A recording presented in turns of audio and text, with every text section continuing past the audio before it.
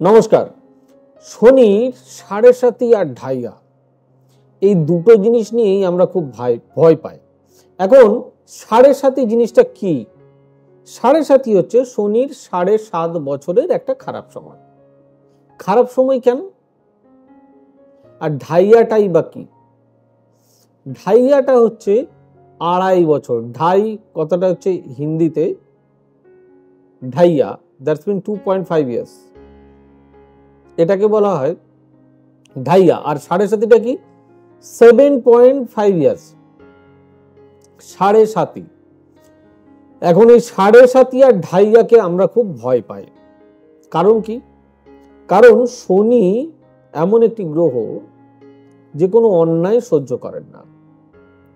দেখুন, আমরা এই ধরিত্রীতে এসে অনেক ভুল কাজ করি, আমাদের জানতে অজান্তে, জ্ঞানে অজ্ঞানে। যে ভুল কাজগুলো করি সেগুলো রেকটিফিকেশন বা সেগুলো শাস্তি। অনেকে বলে শাস্তি, আমি বলি রেকটিফিকেশন। এখন রেকটিফিকেশন হলেই কষ্ট হয়, সেটাই খুব স্বাভাবিক। তো সেইটার প্রভাব এবং এগুলোর ছোট ছোট কিছু টোটকা যদি আমি পারি আপনাদেরকে নিশ্চয়ই এই ভিডিওতে দেওয়ার চেষ্টা করব। আর ঢাইয়া জিনিসটা কি জানেন? ঢাইয়া হচ্ছে মানে কি হয়, সাড়ে সাতির তো 3টে ফেজ, আড়াই আড়াই আড়াই, অর্থাৎ সে পরপর 3টে রাশিতে থাকে।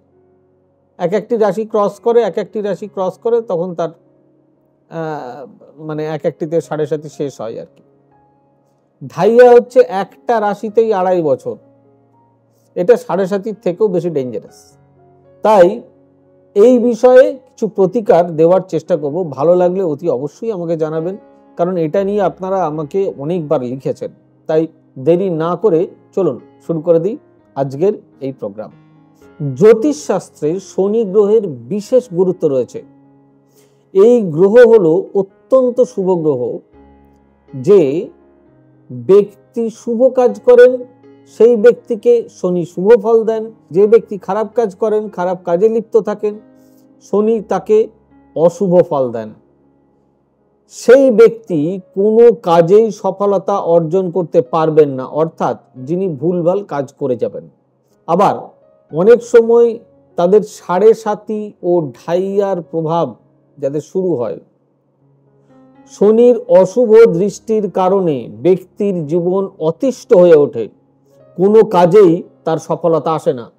জীবনে প্রত্যেকটি কাজে সে পিছিয়ে পড়েন। সাড়ে সাতি ও ঢাইয়ার প্রভাব এড়াতে কি করবেন কিছু বলা যাক আপনাদের। তাহলে শুরু করি। কখন শুরু হয় সাড়ে সাতির দশা, সাড়ে সাতির পিরিয়ড? জ্যোতিষ শাস্ত্র অনুসারে শনিদেব মীন রাশিতে গমনের কারণেই মকর রাশির জাতক জাতিকার সাড়ে সাতির দশা থেকে মুক্তি পান। আবার শেষ রাশিতে জাতক, আবার মেষ রাশিতে জাতক জাতিকাদের সাড়ে সাতির প্রথম পর্ব শুরু হয়। কুম্ভ ও মীন রাশির জাতক জাতিকাদের সাড়ে সাতির চতুর্থ পর্ব চলতে থাকে।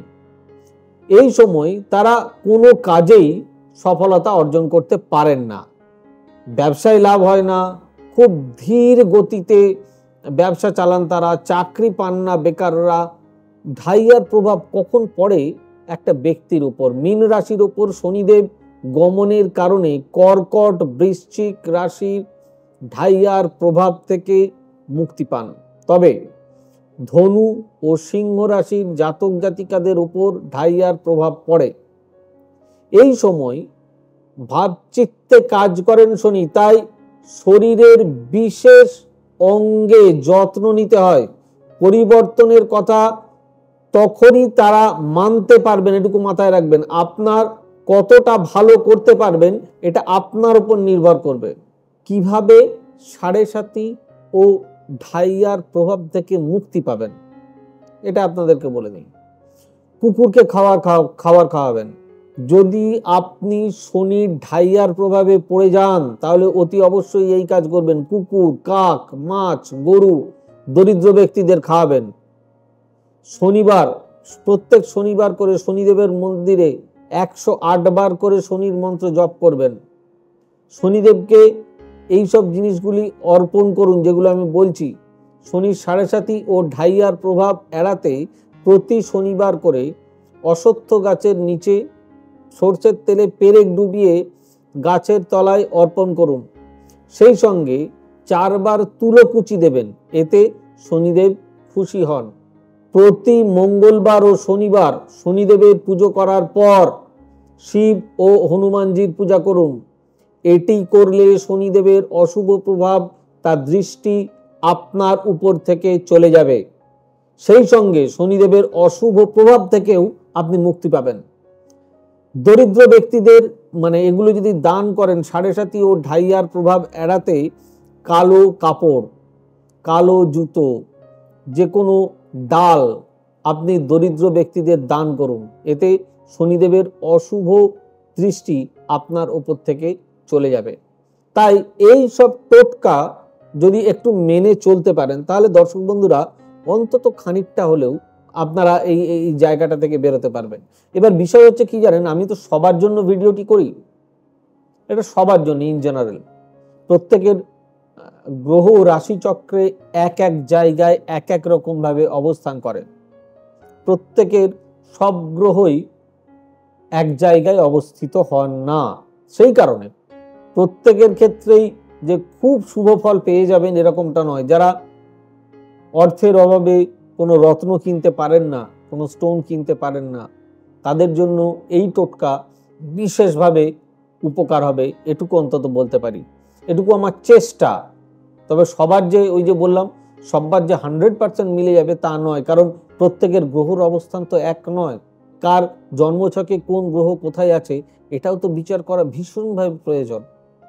যাই হোক, ভিডিওটি কেমন লাগলো অতি অবশ্যই জানাবেন। প্লিজ লাইক, শেয়ার, কমেন্ট এবং চ্যানেলটি সাবস্ক্রাইব করতে ভুলবেন না প্লিজ। আর আমাদের অফিসিয়াল ওয়েব পেজ www.astrosavysachi.com, আমাদের ফেসবুক পেজ ফলো করুন, সৌভাগ্য সমৃদ্ধি, ইনস্টাগ্রামে সৌভাগ্য সমৃদ্ধি একসঙ্গে লিখবেন। আমাদের বুকিং নাম্বার অতি অবশ্যই ফলো করবেন 9830240199, 8335012267, 9830006733, 9734454545 এবং 9830092045। ততক্ষণে সবাই খুব ভালো থাকুন, সৌভাগ্য সমৃদ্ধিতে ভরে উঠুক আপনাদের জীবন। God bless you, bye bye, নমস্কার। এবার থেকে সব্যসাচী ব্যানার্জিকে পাওয়া আরো সহজ। আপনারা অনলাইন বুকিং করতে পারেন একটা সুন্দর নাম্বার দিয়ে 9734454545। আপনারা পাবেন ফেসবুক, ইউটিউব এবং ইনস্টাগ্রামে। আপনাদের চোখ থাকুক সৌভাগ্য ও সমৃদ্ধিতে। চোখ রাখতে পারেন আমার ওয়েবসাইটে www.astrosavysachi.com।